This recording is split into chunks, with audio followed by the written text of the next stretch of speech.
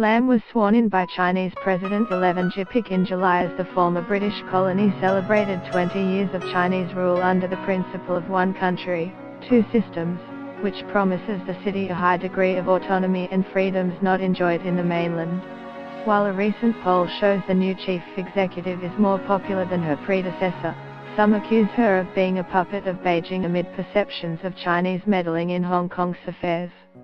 Specifically, they criticize her for pushing an arrangement that will allow Chinese officials to enforce Chinese laws in a high-speed railway station due to open next year.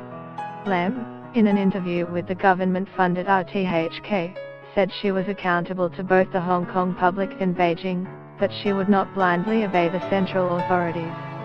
Being accountable does mean you have to do everything you're told, Lam said. So you can't say you'll do whatever the central government says. If the central government asks me to do something that I think is beyond what Hong Kong people can bear or against Hong Kong's developmental interests, then of course I have the duty to tell the central government and fight for a more favorable arrangement for Hong Kong.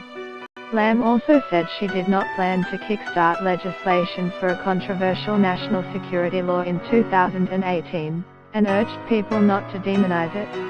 Asked about Hong Kong's red-hot property market, where prices have shot up more than 12% over the past year and are expected to climb another 10% in 2018, Lam said the government was helpless in reversing the trend. The government really has no ways to curb property prices. The government has introduced a few rounds of cooling measures, but they did not suppress prices, and quite the contrary, now some people say these measures have pushed up prices. The government's mixed bag of tax and regulatory policies, on top of 8 rounds of mortgage tightening measures by the city's de facto central bank since 2009, has effectively locked up supply in the secondary housing market. Lam also said that while she has never promised to suppress property prices, she would seek more land to boost long-term housing supply. I have never said I want to turn around the increase in property prices, because there are many factors contributing to that.